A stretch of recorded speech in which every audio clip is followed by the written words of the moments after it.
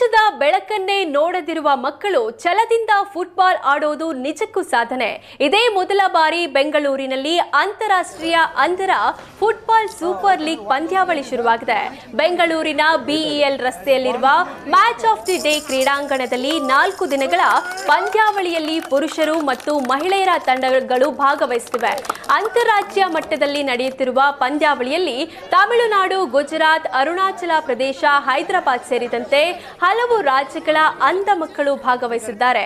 ಭಾರತೀಯ ಅಂಧರ ಫುಟ್ಬಾಲ್ ಸಂಸ್ಥೆ ಜೊತೆ ಅಶ್ವಿನಿ ಅಂಗಡಿ ಟ್ರಸ್ಟ್ ಸಹಯೋಗ ನೀಡಿದೆ. ಮೆಕ್ಸಿಕೋ ಮತ್ತು ಸೌತ್ ಕೊರಿಯಾ ಪ್ಯಾರಾ ಒಲಿಂಪಿಕ್ ಚಿನ್ನದ ಪದಕ ವಿಜೇತರಾದ ಫುಟ್ಬಾಲ್ ಕ್ರೀಡಾಪಟುಗಳು ಭಾಗವಹಿಸುವ ಈ ಪಂದ್ಯಾವಳಿಯನ್ನ ಟ್ರಸ್ಟ್ ಅಧ್ಯಕ್ಷರಾದ ಡಾಕ್ಟರ್ ಪ್ರದೀಪ್ ಹಾಗೂ ಅಶ್ವಿನಿ ಅಂಗಡಿ ಉದ್ಘಾಟಿಸಿದರು. ಮೊಟ್ಟ ಮೊದಲ ಬಾರಿಗೆ ಇಂಡಿಯನ್ ಸೂಪರ್ ಲೀಗ್ ಎಂಬ ಹೆಸರಿನಲ್ಲಿ ಐಪಿಎಲ್ ಕ್ರಿಕೆಟ್ ಮಾದರಿಯಲ್ಲಿ ಈ ಫುಟ್ಬಾಲ್ ಪಂದ್ಯಾವಳಿ ನಡೀತಿದೆ. ಮೇಡಮ್, ಇದು ನಮ್ಮದು ಬಂದು ಅಶ್ವಿನಿ ಅಂಗಡಿ ಟ್ರಸ್ಟ್ ಅಂತ. ನಾವು ನಮ್ಮಲ್ಲಿ 120 ಮಕ್ಕಳಿದ್ದಾರೆ. ಅಂದರೆ 70 ಬುದ್ಧಿಮಾಂದ್ಯ ಮಕ್ಕಳು, ಹಾಗೆ 50 ದೃಷ್ಟಿದೋಷವುಳ್ಳ ಮಕ್ಕಳಿದ್ದಾರೆ. ಸೊ ನಾವು ಈ ಒಂದು ಕಾರ್ಯಕ್ರಮ ಅಂದರೆ ಇಂಡಿಯನ್ ಫುಟ್ಬಾಲ್ ಲೀಗ್ ಅಂತೇನು ಹೇಳ್ತೀವಿ, ಅದು ಪ್ರಪ್ರಥಮ ಬಾರಿಗೆ ಇತಿಹಾಸದಲ್ಲೇ ಫಸ್ಟು. ಹೆಂಗೆ ಅಂತಂದರೆ, ನಿಮ್ಗೆ IPL ಕೇಳಿದಿರಲ್ಲ, it is similar to IPL. So ನಮ್ಮ ಭಾರತದಲ್ಲಿ 10 ಟೀಮ್ಸ್ ಇರುತ್ತೆ.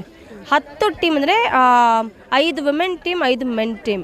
ಸೊ 10 ಟೀಮ್ಗೂ ಒಬ್ಬೊಬ್ಬ ಫಾರಿನ್ ಪ್ಲೇಯರ್ಸ್ನ ಮರ್ಜ್ ಮಾಡಿ ಆಡಿಸ್ತಿದ್ದೀವಿ.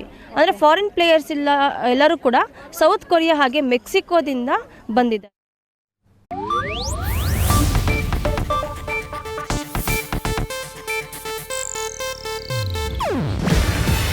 ಇದು ಏಷ್ಯಾನೆಟ್ ನ್ಯೂಸ್ ನೆಟ್ವರ್ಕ್ ಪ್ರಸ್ತುತಿ.